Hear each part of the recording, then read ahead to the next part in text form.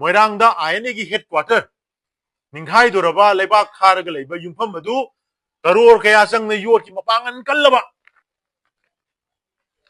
नुंजाव तारासु ब्रजा तारासु थेंग ngamdana मोंद खल्लगा संथि लेंगोय तैरगा सेंबा फलांग अदु कल्लगा थम्मिबसे दुगा डिटेल प्रोजेक्ट रिपोर्ट अदो एप्रूव तौरगा पैसा लाखरिबा डिटेल प्रोजेक्ट रिपोर्ट से मसी पीडीएना मणिपुर मियामदा जीएटी वर्सु अमो वर्सु मणिपुर मियामदा पब्लिक वेना मसी पुथोपिरगा कोइ पुनि येंगिनबगी तंगाय फदब लै अनुमेन अदुना मनुंगदा पुरगा चलिबा इचेल मरुइना मणिपुर की मियाम की पॉलिटिकल अमदि इमोशनल आइडेंटिटी अमा मणिपुर की सॉवरेन स्टेट अमना लेजरम बमागी आइडेंटिटी अदु इंडिया का कमदौना अखोय मदुगी आइडेंटिटी से कमायना मदुदा India रोमदा चंगजन खिगे हाइबगी ngasi phawbada madugi nungnangba madugi waroisin ma purakpa ngamdana leiriba thawdo kaya se masi dugi living example on leiba mafam adubu adumaina leimai tana lawthokhiba haibase manipur gi adungloba history gi account adubu muthatna nanaba honabagi attempt ama yaubra haibase manipur miyamni yakana chingnei haukiba october gi tang nipan dagi horaga ngasi phawbada Manipur की मियाम अमरी तोंगान तोंगान बा section सिंगदगी यामना नुंगाइतबा अमरी यामना पेंदबा थौदोक अमा ओइना शिलोंगी अदुगुलबा light मुखरा area दा लेबा मणिपुर की राजबारी हाइरगा खंगनबा अखोगी अदुगुलबा मतम अमगी यामना historic कोइबा अदुगुलबा structure अदुबो नौना सेंगत सागननबनी हाइबा गी मिंगदा पुनमक लेमाई तमना तेमथोगा सिदोखिबा मदि थुगाइखिबगी थवोंग असि मणिपुर मियामना तोंगान तोंगान बा सेक्शन की मणिपुर मियाम खुदिमंगना पेनदबा मदि मसिगी मतंगदे यानिंगदबगी वाफम मयामना फोंदोखरे तोंगान तोंगान बा मरी लेनबा थौदोगदुदा चेनबा डिपार्टमेंट सिंगी माइकेदगिसु सेंगदोक सिंगिन मयाम अमा पाउचे सिंगदा पाउ सिंगदा टीवी न्यूज़ दा मयाम लांगनादना कोइ लोइना थेंगनजरे अर हौख्रिबा नुमित खरनी सिगी मनुंगदा कोकोमीगी कोई माइकईदगी कोई कोर कमिटी अमदी तोंगान तोंगान बा एडवाइजरी ग्रुप सिंगा तरे तरा थोना तानरबा मतुंगदा खनरबा मतुंगदा मयामना पिनरइबा कमेंट सिंग ओपिनियन सिंग फंगिबा इन्फॉर्मेशन सिंग पुनुमसी लोइना तुनी यंगजरा कांदा कोकोमीगी ओइबा मणिपुर मियामगी महूत सिंजरगा थोइबा थौदो सिगी मतंगदा कोइना खंजरिबा अमदी लौरिबा मफम सिंग मयामगी मफमदा थमननबा ngasiगी प्रेस मीट असी कोई सिंजबनी यान हनबदा थोखरिबा थौदो से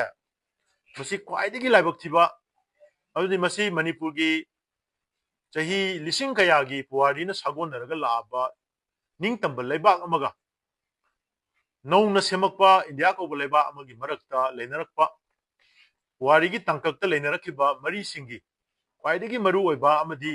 यामना चयनना चरांगनरगसु लेरिबा अदुगुमलबा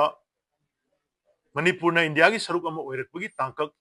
अदुगी ख्वाइदगी मरु ओइबा तंजा अदुबु अदुगुम थौदोक अदुबु थोखिबा मफम अमा ओइना लिविंग हेरिटेज अमा ओइना लिविंग टेस्टामेंट अमा ओइना आर्किटेक्चरल स्ट्रक्चर अमगा लोइना मसक अमा यावना शिलोंगी अदुगुमलबा रेड लैंड लेबा राजबारी दा लेरमिबा अदुगुमला बिल्डिंग अदो अदुना खुदम चांगदम ओइरगा मियामगी नैनफम मियामगी खनफम अमदी मियामदा हौगलैबा मिरोन मिरोन सुरोन सुरोन दा पाव अदु तमननबगी दमकता लेरिबा अदुगुलबा स्ट्रक्चर अमनी हाइदना अखोइना मतम पुनमक्ता यामना लुमना लौरगा लेजरकनी हाइरिबा मफम अदु सेंगत सागननबगी मिंगदा अचौबो सेनफम कया अमा काइथो कांदा सेंगत सागतकनी हाइदना इंग 2022 दगी हौरगा मदु रेनोवेशन तौबा हाबदी काइथरैबा सोक्थरैबा युमफम मदुगी युम मदुगी मागी मसक सिंग मोंग सिंग अदु नौना मुक सेमजन साजलगा कुइना चननबा टेक काइदनबगी दमकता सेमजन साजनबगी दमकता तौननबनी हाइदना तौरम पोरदुना ngasi सेंकुप साना लोइनमक सिदो कांदा इनौ नौना मुक सागननबगी थबक ओइना पाइखलमबगी पावमा मियामदा लांगना मतमदा अखोइ खुदिमक यामना ngakpa amadi yamna pendaba faunaki aduna hoji अखोइना हाइरिबा थौदो से मसी अखोइनी यंगजबा मतमदा state ki mari lainaba working agency ama oina leiriba public development authority amadi historical monument or site adubu yengjin gadoriba art and culture department anina hariba thodo ase mafam adubu respect tawdaba ikai khunadaba amadi madugi cultural heritage amadi historical heritage amagi magi value adubu khangdaba manba mawongda loinamak sitnana sidokpagi mawongda chathagi thawong asi masi akhoi makoina sengdorko warol da yauraiba sum chare adagidi akhoi nunghang chaire haibana chingba sinaba yadre lepang amaroi haibana chingba wapam mayam ama hongdok chaba taragasu maduna keri tawriba akhoi madugi monument aduna manungda puraga chaliba ichel maruina manipurgi miyamgi political amadi emotional identity ama manipurgi sovereign state amana lejaramba magi identity adu india ga kamdong nai khoi madugi identity se kamaina maduda india rom da changjan khige haibagi ngasi phawbada madugi nungnangba madugi waroi sinama purakpa ngamdana leriba thawdo kaya se masidugi living example on leba mafam adubu adumaina leimai tana lawthokhiba haibase manipurgi adunglaba history gi account adubu muthatnanaba honabagi attempt ama yaubra haibase manipur miyamni yakana chingnei shillong gi rajbari se chumnagi chamcham yum ama natte masi ahingba khudam mama oina manipur si ningkha tamna lebak oina lerami shillong haiba leba sidai khoigi ingkhon lam lodana ningdau singnam adudai duda akhoi yumpham sarami mafam aduda india gi adung loba ning tamba phangaba matungda manipur gi ningdau bu maduda unara kanda manipur amadi india ani gi marakta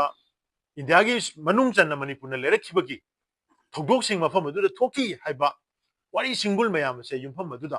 loina mangasi su akoina minna na kona udraga su wari single aduna yumpham aduda mami tar leiribane aduba haiba mami adu puno lawthokiba haibase akogi wari single adu mutatnaba honaba manba thogdok ama yaubra haibase kokomina yam kanna chingne aduna masigi thogdok ase makha tana semjangani sagatgani haiba taraga su masi thabak se paikhalak matamda miyam dagi wide consultation tawkidaba expert sing kaushalaga neina kidaba aduga makoina NEC da maruina infrastructure development of heritage complex haiba project ki maming da NEC dagi moina DPR semaga lawna na honari baduda DPR adugi magi detail project detail asisu public ohendana miyam da phangandana khangandana leikiba haibasina manipur miyam da minamba manba betrayal ama aduga masigi thokriba thogdoga se manipur miyam gi history da akhoi yamna irresponsible oiba moral responsibility lawbunga moidaba thogdo ma moina chathakibani na lawe aduna masi atamnana muthatpa manba thogdok amani manipur gi modern history gi landmark amoina leiba saktam amabu muthatkiba manba adumba thogdok amoina kokomina lawi aduna haiba thogdok sing ase makoina thammiba pandam asi phanganba yade amadi miyamna puwarina pirammiba aikoida pirammiba paujel amadi madugi khudam changdam punama se masi lengdana thamnanabai damakta hojik manipur lengangna sengdorok matamda makoina reconstruction tawnanabagi thabak ama paikhatana chap manaba mongda sagatkani na hariba potse masi taseng pot adu lawthokra matungda semgalakpa haibase aseng bai basi oidrabani masagi hanagi original haibasi sungoi oiraroi masi replica ama dum oidorabani aduna replica ama sabadudi rajbari gi ahangba mafam nakanda leriba jaga aduda adum sabiro aduga hujiki thugairaga leriba mafam ase masi phajana ngak sendana mathak kupsandana phajana khajallakanda moirangda INA gi headquarter ninghai doraba lebak kharaga leiba yumpham adu karor kaya sangna yot ki mapangan kallaba nungjau tarasu braja tarasu thengma ngamdana mongda khallaga santhi lengoi tayraga semba phalang adu kallaga thamibase adumain tawdana hojik miyam tanaramdana miyam da leiriba khoirang khusaunaba miyam da leiriba pendriba aduga yumpham aduda amadi maduda पुरैब पुवारी का सागोन नरगा लाइबा वारी सिंबुल सिंगदो मदुगी थौदोक सिंगदो मदुदा अचुंबा वायल पीबीबसे हाइरिबा प्रिजर्व तौरगा थंबसिना हुजु हुजि लेरिबा फिबम दु प्रिजर्व तौर थंबसिना अचुंबा वायल अमा पीबगी अहानबा खोंथांग अमा ओइगनी हादना कोइ लौजे अनीसुबदा सेप्टेम्बर की अरोइबा चयोलदगी हौरगा कुनमंगा दे हौवे हाइको अदुदगी हौरगा अक्टोबर की तांग निपान फावगी मनुंगसिदा मखोइना लोइसलमगा अक्टोबर की तांग निपान दा पुलोइ लोइखिबा सिदोकपगी थबगी पुलोइ लोइसनखिबा सिगी नुमिना से मसी अखोइ मियामना मसी मणिपुर की पुवारी मुथनबा होनखिबा नुमित हाइदना शिलोंगी राजबारी दा लेबा इंडिया ना मणिपुर दा तिनखिबगी वाथोक अमरी थौदोक अदुबु मुथनबा होनखिबा तांकक नुमित हाइदना हाइबा नुमित से चही खुदिंगी अखोइ अक्टोबर की तांग निपान से मियामना निंगसंगगा पेंदबा फोंदोक नुमित अमदी अखोइ तौबा चुम्ब्रा हाइबसिसु अखोइ अदुमाइना खली अदुगा अहुम सुबदा थोखरिबा थौदोक असिगी चप चाबा इन्वेस्टिगेशन अमा हौजिकति मोइ मॉनिटरिंग अमदी अखोइगी सुपरविजन कंपनी मा रिकंस्ट्रक्शन तौननबगी कमिटी नि सेमेन हाइरे मॉनिटरिंग अमदी रिकंस्ट्रक्शन की दुना तोंगानबा ओइरगा थोखरिबा थौदोक सिदा मिसकम्युनिकेशन लई हाइबा आर्ट एंड कल्चर की मार्केटिंग फोंदोरकपा पीडीएन नंगांगाइबा मोइ मसेगी मरकता इंटर डिपार्टमेंटल अखोइगी कोऑर्डिनेशन लेतबगी वाथोकसिंग लाइबसिंगजी ओवरऑल मसीगी इंचार्ज न कनानो ओइबनो जीएडी नो ओइरिब्रा कनागी सुपरविजन मखादा थबकसी चथबनो हाइबसी चपचाना इन्वेस्टिगेशन अमा तौरगा मियाम द थंब चुंगनी हाइबसी मगा थमजगे अदुगा हुजी हुजी चथरिबा थौदोक असिदी सेमजत सागतबी थबक से लेपेसु हाइ मसी मखातना पुरा लेपिरो करम कानबो लेपकदगे हाइ कांदा थोखरिबा थौदोक असिगी मतांगदा मदि ओइरिबा फिबम असिगी खन्ना नैननबगी दमता अखोइ सिविल सोसाइटी सिंग हेरिटेज की एक्सपर्ट सिंग हिस्टोरियन सिंग अमदी अखोइगी निंगथौ बुधचंद्र की मखादा लेहौरिबा चादा नौदा सिंग मरुइना राजबारी की असिगी रेड लैंड असिगी मफम असिदा सागोनना लोइनरखिबा मियोइ सिंग मेंबर सिंग यावरकांदा पुन्ना फमिनरगा वाथोक असिगी थौदोक असिगी पोचिंग असे मचा खाइना कोइ वायल अमा फंगबा ngमननबा होनबदो मदु लोइदना थबसे मखा तौबे खुदोंग चादे मदु तौबिगनु हाइबसिमा आई थमजगे अदुगा डिटेल प्रोजेक्ट रिपोर्ट अदो एप्रूव तौरगा पैसा लाखरिबा डिटेल प्रोजेक्ट रिपोर्ट असे मसी पीडीएना मणिपुर मियामदा जीएटी ओरसु अमो ओरसु मणिपुर मियामदा पब्लिक ओइना मसी पुथोपिरगा कोइ पुनि यंगिनबगी तंगाइ फदब लै अदुना हेरिटेज हाइबसे मसी नौनु सेमगतबसु यारोय नौनु साबसु याबा नते मसी सेमजनबसु यादे सागतबसु यादे मागी लेरिबा स्ट्रक्चर अदुदा अवारपा निंगायतनबा सेमजन तौबुदुना मनी अन मसी महु सिंदोकबसु याबा नते अन मसी गुम थौदो असे मतुंगदा अमोना थोक्तनबा अदुगा सिगुम्बा पोसिंग असी अखोइ मणिपुर की थौ पुबिरिबा लेंगा पाइबिरिबा अमदी अखोइगी ऑफिशियल सिंगना लेबा असिगी मागी पुकै लंगै सिंग असे खंगना मसी हेक्ता खुद थाजनबा हेक्ता तोक्सनबा थबक सिंग असे मतुंगददी अमोना मसिगुम्बसे तौदनबा होना बिउ हाइबा मफम असे थमजबो लोन टेंशन दे थैंक यू मियाम द लेरिबा खैरांग खुसाउनबा मियाम द लेरिबा पेंद्रिबा अदुगा युमफम मदुदा अमदी मदुदा पुरैब पुवारी का सागोन नरगा लाइबा वारी सिंबुल सिंगदो मदुगी थौदोक सिंगदो मदुदा अचुंबा वायल पीबीबसे हाइरिबा प्रिजर्व तौरगा थंबसिना हुजु हुजि लेरिबा फिबम दु प्रिजर्व तौर थंबसिना अचुंबा वायल अमा पीबगी अहानबा खोंथांग अमा ओइगनी हादना कोइ लौजे अनीसुबदा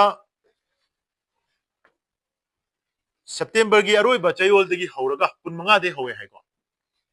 अदुदगी हौरगा अक्टोबर की तांग निपान फावगी मनुंगसिदा मखोइना लोइसलमगा अक्टोबर की तांग निपान दा पुलोइ लोइखिबा सिदोकपगी थबगी पुलोइ लोइसनखिबा सिगी नुमिना से मसी अखोइ मियामना मसी मणिपुर की पुवारी मुथनबा होनखिबा नुमित हाइदना शिलोंगी राजबारी दा लेबा इंडिया ना मणिपुर दा तिनखिबगी वाथोक अमदी थौदोक अदुबु मुथनबा होनखिबा तांकक नुमित हाइदना हाइबा नुमित से चही खुदिंगी अखोइ अक्टोबर की तांग निपान से मियामना निंगसंगगा पेंदबा फोंदोक नुमित अमदी अखोइ तौबा चुम्ब्रा हाइबसिसु अखोइ अदुमाइना खली अदुगा अहुम सुबदा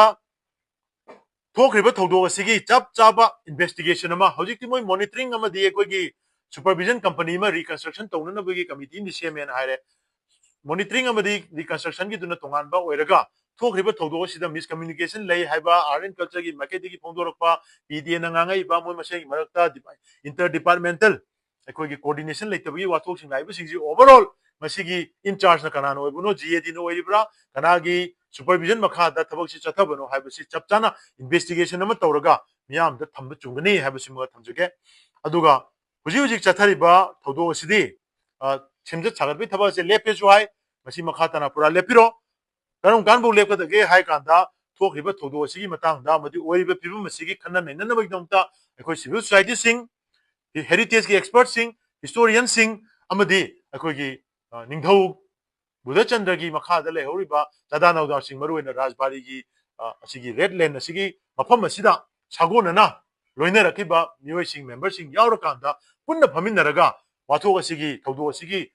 ꯄꯣꯠꯁꯤꯡ ꯑꯁꯦ ꯃꯆꯥ ꯈꯥꯏꯅ ꯑꯩꯈꯣꯏ ꯋꯥꯌꯦꯜ ꯑꯃ ꯐꯪꯕ ꯉꯝꯅꯅꯕ ꯍꯣꯠꯅꯕꯗꯣ ꯃꯗꯨ ꯂꯣꯏꯗꯅ ꯊꯕꯛ ꯑꯁꯤ ꯃꯈꯥ ꯇꯧꯕ ꯈꯨꯗꯣꯡ ꯆꯥꯗꯦ ꯃꯗꯨ ꯇꯧꯕꯤꯒꯅꯨ ꯍꯥꯏꯕꯁꯤꯃ ꯑꯩ ꯊꯝꯖꯒꯦ ꯑꯗꯨꯒ ꯗꯤꯇꯦꯜ ꯄ꯭ꯔꯣꯖꯦꯛट रिपोर्ट अदो एप्रूव तौर पैसा लाखरीब डिटेल प्रोजेक्ट रिपोर्ट से पीडीएना मनपुर मियामदा जीएडी ओरसु अमो ओरसु मनपुर मियामदा पब्लिक ओइना मसी पुथोपिरगा अखोय पुनि येंमिनबगी तंगाय फदब लै अदुना हेरिटेज हाइबसे मसी नौनो सेमगतबसु यारोय नौनो साबसु याब नते मसी सेमजनबसु यादे सागतबसु यादे मागी लेरिब स्ट्रक्चर अदुदा अवारपा निगाय तनब सेमजन तौबुदुना मनी अदु मसी महु सिंदोकबसु याब नते अदु मसी गुम थौदो असे मतुंगदा अमोना थोक्तनबा अदुगा सिगुम्बा पोसिंग असी अखोय मणिपुरगी थौ पुबिरिबा लेंगा पाइबिरिबा अमदि अखोयगी ऑफिशियल सिंगना लेबा असिगी मागी पुकै लंगै सिंग असे खंगना मसी हेक्ता खुद थाजनबा हेक्ता तोक्सनबा थबक सिंग असे मतुंगददी अमोना मसी गुम्बसे तौदनबा होना बियु हाइबा मफम